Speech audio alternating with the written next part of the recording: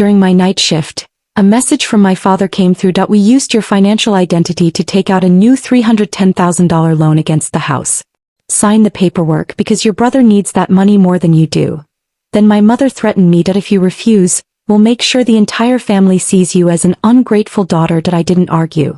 I simply sent the bank proof of fraud, a formal legal notice from my attorney, and one confidential document. The next morning my father was screaming, "Why is the bank foreclosing on the house, and why are the police looking for your brother?" My night shift had been underway for only 45 minutes when a message from my father appeared. "We used your financial identity to take out a new $310,000 loan against the house. Sign the paperwork because your brother needs that money more than you do." I was standing in the hospital medication room with a scanner in my hand. I read the message again.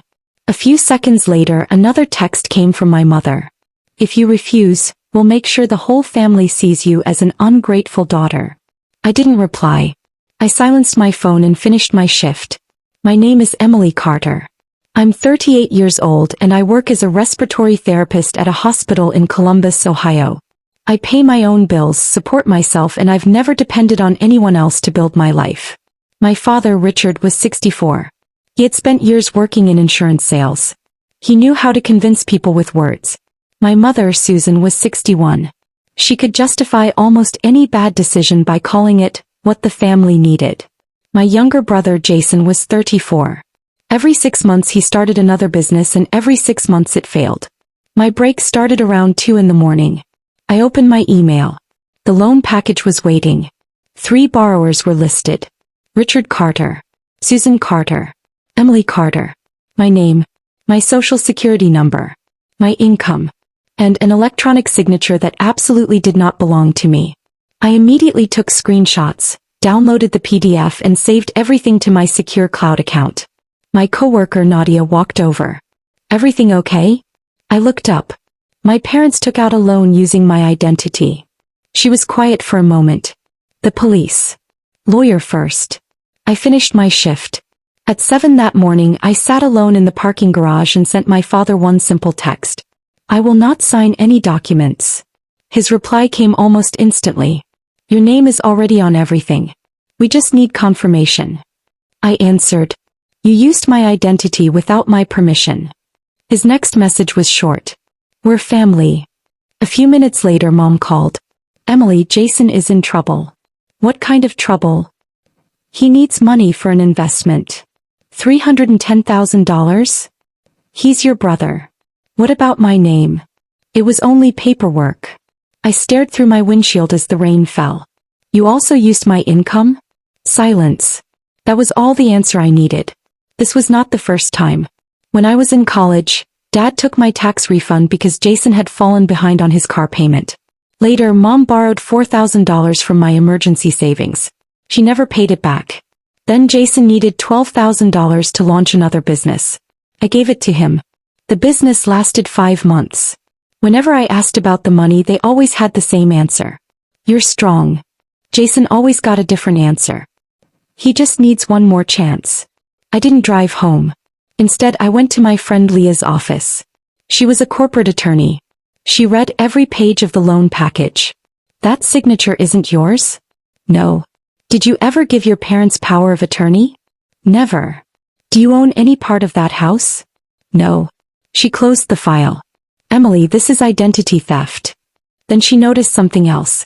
The employment verification. It used my hospital's letterhead. The salary was wrong. The HR manager's name was wrong. She looked at me.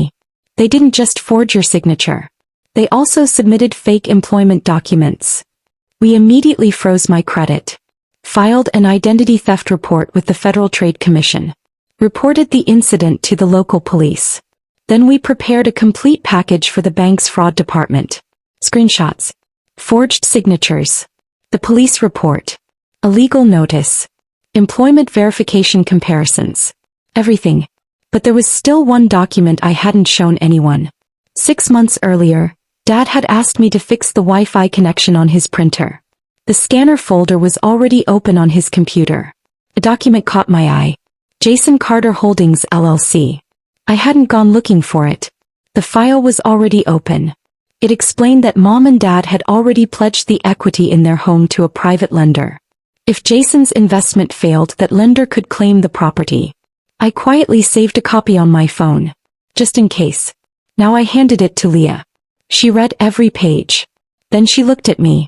This explains everything. What do you mean? They needed your credit because the property was already tied to another lender. Without your financial profile, this loan probably would have been denied. We sent that confidential agreement to the bank as well. Along with one sentence. This document may indicate an undisclosed prior lien or fraudulent encumbrance on the property. Later that afternoon, a fraud investigator from the bank called me. Miss Carter, did you submit this loan application? No. Is that your electronic signature? No. Are you affiliated with Jason Carter Holdings LLC? No. He paused. We've frozen the loan, but approximately $86,000 had already been wired before the account was flagged. I already knew where that money had gone. That evening Dad called. I ignored it. Then he left a voicemail. Emily, tell your lawyer to stop this. I said nothing. Jason finally texted me. What the hell did you do? I replied. I reported the fraud committed under my name. He answered almost immediately. It wasn't fraud. Dad said you'd agree. I locked my phone. The next morning my mother had left 15 missed calls. I finally called back. Dad answered first. He was yelling. Why is the bank foreclosing on our house? I stayed quiet. Then he shouted again. And why are the police looking for Jason? I spoke calmly. Because you hid the previous agreement from the bank, and Jason accepted money using my identity. Everything went silent. Finally, Dad asked. How did you get that document? It was sitting in your scanner folder. Mom spoke in the background. That was private. So was my social security number. Later, the investigator explained that the Florida investment property Jason claimed he was buying didn't even exist.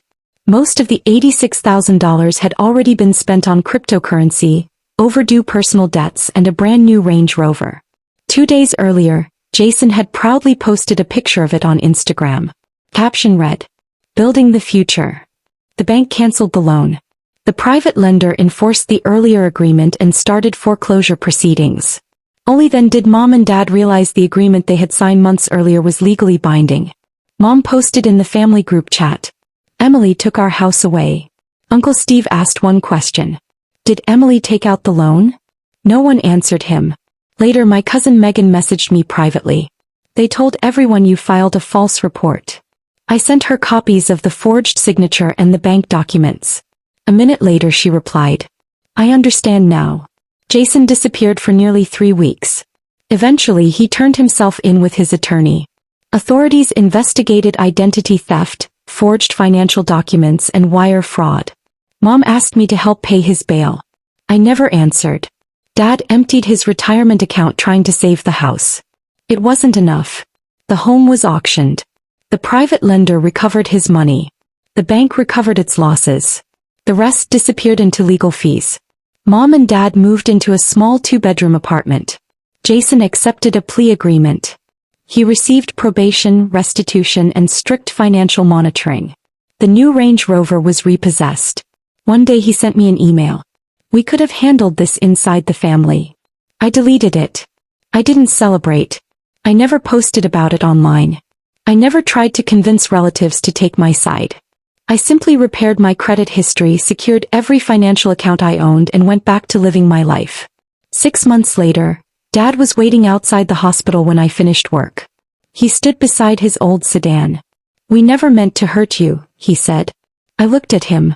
You wanted the benefit. That's the difference. He lowered his eyes. Jason is still your brother. And I was still your daughter. He stood there quietly. Then he asked, what do we do now? I unlocked my car. That's a question you should have asked before taking out the loan. I climbed inside. The gas light was on. My coffee was cold in the cup holder. Everything looked completely normal. Except for one thing. My parents no longer saw my name as a family resource. They saw it as evidence. And sometimes one piece of evidence is enough to change an entire life. If this story kept you watching until the very end, I'd truly appreciate your support. Please take a moment to like this video, subscribe to the channel and turn on notifications so you won't miss our next story. Thank you so much for spending your time with us today. I'll see you in the next video.